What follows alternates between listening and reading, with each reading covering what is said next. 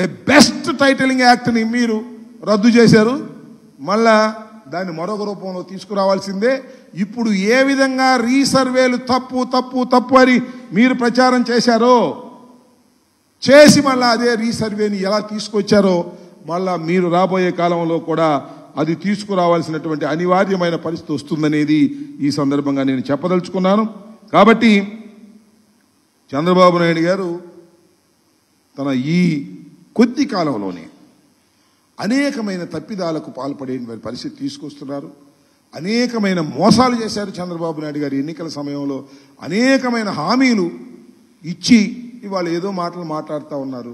ఏ హామీని నెరవేర్చేటటువంటి పరిస్థితి లేనటువంటి ఒక పరిస్థితి ఏర్పడింది. ఒక దుర్మార్గమైనటువంటి ఆలోచన చేశారు చంద్రబాబు నాయుడు గారు.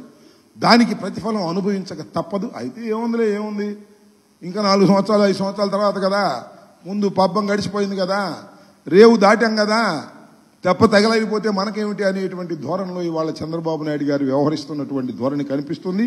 నేను మళ్ళా చెప్తున్నాను, మీరు అమ్మఒడి పేరు తీసేసి దానికి తల్లికి వందనం అని పెట్టి ఎంతమంది ఉంటే అంతమందికి ఇస్తామని చెప్పి ఈ సంవత్సరం కాదంట, వచ్చే సంవత్సరం అంట ఇస్తారో ఎవరో. వచ్చే సంవత్సరం నాకు తెలిసి వచ్చే సంవత్సరం కూడా ఇచ్చే ఆలోచన లేదు.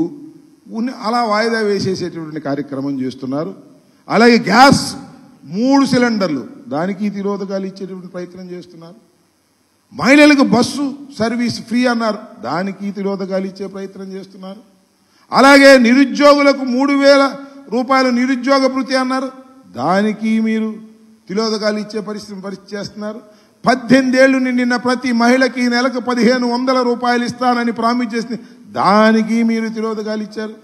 ఆ తెలుగుదేశం ఒకసారి చూడండి, ట్విట్టర్లో కానీ వెబ్సైట్లో కానీ వెనకాల ఉంటుంది సూపర్ 6 అని. తీసేయండి అయ్యా బాబు, అది ఉంటే మిమ్మల్ని మళ్ళా ముఖం మీద ఉమ్మేటటువంటి పరిస్థితి వస్తుంది. ఇచ్చిన ప్రతి హామీని తుంగలో తొక్కుతున్నటువంటి మోసగాడు నారా చంద్రబాబు నాయుడు గారు.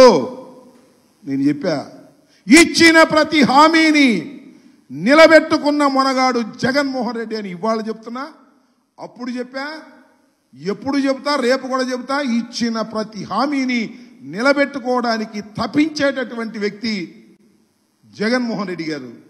ఇచ్చిన ప్రతి హామీని మోసం చేసి తుంగలో తొక్కే మోసగాడు నారా చంద్రబాబు నాయుడు గారు అనే విషయాన్ని దయచేసి మర్చిపోవద్దని, ఈ భూ సర్వే విషయంలో కూడా చంద్రబాబు నాయుడు గారు యూటర్న్ తీసుకున్నాడు. జగన్మోహన్ రెడ్డి గారు ప్రారంభించింది కరెక్ట్ అని నిరూపించేటటువంటి పరిస్థితికి నారా చంద్రబాబు నాయుడు గారు రావడం కూడా చాలా ఆశ్చర్యాన్ని కలిగిస్తుందని కూడా ఈ సందర్భంగా మీ ద్వారా వారికి చెప్పదలుచుకున్నా. దాంతో పాటుగా ఈనాడులో రాస్తున్నారండి, అధికారం పోయింది, అన్నీ బయటపడుతున్నాయి, నెంబర్ 2 కోసం పోటాడుకుంటున్నారంట.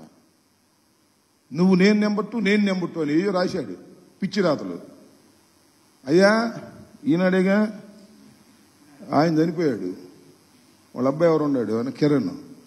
అయ్యా కిరణ్ గారు, అసలు మా పార్టీలో నెంబర్ 2లు ఉండరు, నెంబర్ 1, నెంబర్ 3లు, నెంబర్ 2లు ఇవి ఉండరు. మీ పార్టీలో ఉన్నారేమో, ఉన్నారుగా. ఇప్పుడు నెంబర్ 1, నెంబర్ 2, మళ్ళీ ఫారిన్ బాడీ ఒక ఆయన ఉన్నాడు, నెంబర్ 3.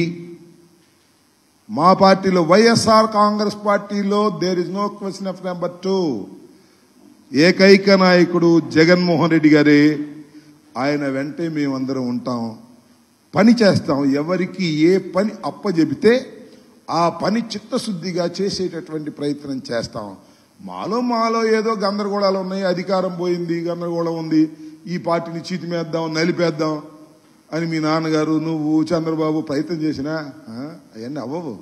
చాలా జరిగాయి ఇంతకుముందు ఈ పార్టీ పుట్టిన తర్వాత. అనేక మంది అనేక రకాల కుట్రలు చేశారు. అన్ని కుట్రలను ఛేదించుకొని ముందుకు వచ్చినటువంటి వ్యక్తి జగన్మోహన్ రెడ్డి గారు.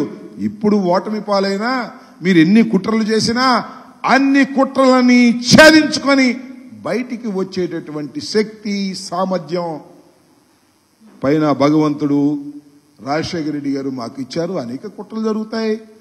ఓటమి పాలైన తర్వాత మమ్మల్ని అనేక రకాలుగా చేయాలని చూస్తారు. దేనికి భయపడటానికి మేము సిద్ధంగా లేవు.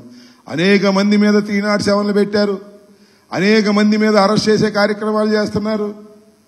ఆయన చెవిరెడ్డి భాస్కర్ రెడ్డి గారి అబ్బాయిని మీ దుంపదేగా ఏదో సినిమాలో చూపిస్తారే గజ దొంగలను అరెస్ట్ చేసినట్టు, టెర్రరిస్టులను అరెస్ట్ చేసినట్టు వెళ్ళి అదే బెంగళూరు ఎయిర్పోర్ట్కి వెళ్ళి బ్రహ్మాండంగా ఒక 100 మంది 200 మంది పోలీసులు వెళ్ళి తీసుకొచ్చి ఏం చేశారు? 41 నోటీస్ పంపించారు. దాన్ని పిలిస్తే వచ్చేవాడుగా. ఇంకా చాలా మంది మీద కేసులు పెడుతున్నారు కొత్తగా. మా మీద అది ఎప్పుడో తెలుగుదేశం ఆఫీస్ మీద రైడ్ చేశారని ఇప్పుడు 307 పెట్టేస్తున్నారు కనపడేవాడి మీద, అందరి మీద పెట్టి ఏదో భయపెట్టాలనుకుంటున్నారు. మీరు పెట్టే భయాలకు భయపడటానికి వైఎస్ఆర్ కాంగ్రెస్ పార్టీ కార్యకర్తలు కానీ నాయకులు కానీ సిద్ధంగా లేరనే విషయాన్ని దయచేసి తెలుసుకోండి. ఇలాంటి యూటర్న్లు మీరు తిప్పుతూ ఉండండి. మీరు గిన్నీస్ బుక్ రికార్డుకి ఎక్కుతారు. ప్రజలు మిమ్మల్ని చేదరించుకోవటం ప్రారంభించారు, చేదరించుకుంటారు. గుర్తుపెట్టుకోమని ఈ సందర్భంగా నేను చెప్పదలుచుకున్నాను.